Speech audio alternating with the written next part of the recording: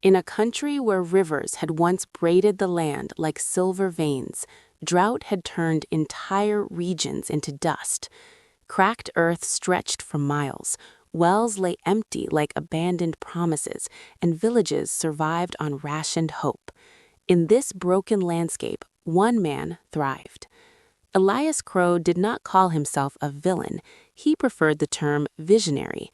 Founder and CEO of Aquavanta Global, he controlled desalination plants, underground reservoirs, tanker routes, and purification patents across 3 drought-stricken regions.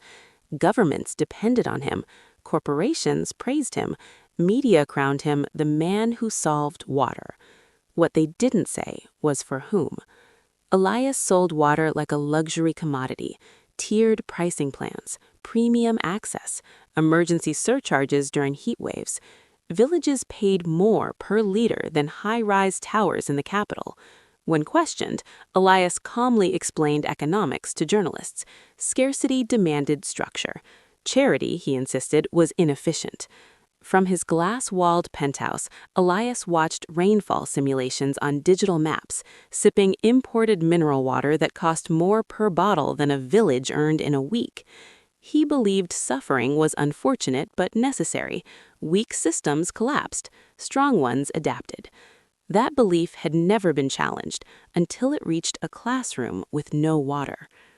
Maya Varma was a rural schoolteacher in the village of Bairavpur, where children learned multiplication tables while thirst burned their throats. The school's hand pump had dried up months ago. Students brought tiny bottles from home, guarded like treasure. Some fainted during lessons, others stopped coming altogether. Maya had grown up here. She remembered swimming in canals as a child, remembered when water was shared, not sold. Now, tankers arrived twice a week, guarded by armed contractors bearing the Aquavanta logo. Families paid what they could. Those who couldn't waited. She began asking questions, not loudly, not recklessly, but persistently. Why were local wells sealed? Why were community pumps labeled unsafe while nearby corporate extraction sites thrived? Why did water trucks bypass villages to serve luxury farms growing export crops? At night, after grading papers by candlelight, Maya documented everything. Dates, volumes, prices. She spoke to elders, drivers, former engineers, and one exhausted accountant who whispered about shell companies and illegal monopolies. She recorded audio, scanned contracts, photographed sealed wells under moonlight. She did not think she was brave. She thought she was angry. Elias first heard her name during a board meeting. A junior legal advisor nervously mentioned a teacher filing right-to-information requests across multiple districts. Elias waved it off. Local activists. They make noise. They burn out. But Maya did not burn out. Her findings reached an independent journalist, then a regional court, then an international watchdog. Documents surfaced showing Aquavanta had pressured local governments to declare natural water sources contaminated, then purchased exclusive rights to purify and resell that same water. Villages were paying for what had once been theirs. The story exploded. Sponsors fled, share prices dipped, politicians scrambled. And for the first time in his life, Elias Crow sat across from a judge who did not care about his vision. The ruling shocked everyone. Elias would not go to prison. Instead, under international supervision, Aquavanta was ordered to restore free baseline water access to all affected villages. He himself was sentenced to live for 1 full year in the rural communities he had exploited, without special privileges, without bottled imports, surviving on the same water systems as the villagers. It was called restorative justice. Elias called it humiliation. The village assigned to him was Bairavpur. When Elias arrived, the heat swallowed him whole. No air conditioning, no glass walls, just dust, wind, and eyes watching silently. His government-issued residence was a modest clay house, a single fan, a shared water tap that worked only 3 hours a day. Maya did not greet him. She continued teaching. The first weeks were torture.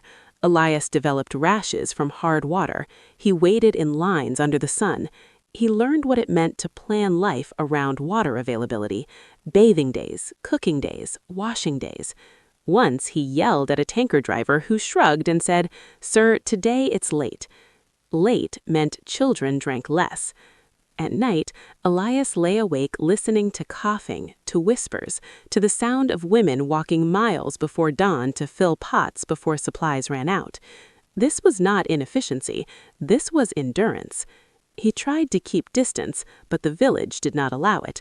An old farmer offered him tea made from boiled, reused water. Elias hesitated, then drank. A child showed him cracked hands and asked if rain came from factories. A woman calmly explained how she chose which child bathed each day. Maya watched him, not with hatred, but with something worse: expectation.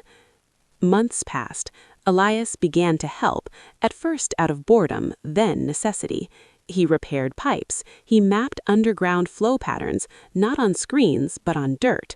He realized how much knowledge his algorithms had ignored: seasonal wisdom, community sharing systems, the dignity of people who had learned to survive without exploiting others. One evening, during a power cut, Elias finally spoke to him. "You never lacked intelligence," she said quietly. "You lacked proximity." Elias had no answer. For the first time, his success felt hollow. He saw how his pricing models had turned survival into debt, how his efficiency had erased humanity. These people were not weak, they were patient. When monsoon season came, Elias helped dig recharge pits with villagers, laughing awkwardly as mud covered his clothes. When the rains finally fell, people danced. Water ran freely, not because it was sold, but because it was shared. Elias cried silently.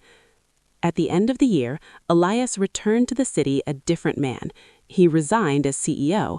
Aquavanta was restructured into a public trust. Community water councils replaced profit boards. Prices were capped. Access was guaranteed.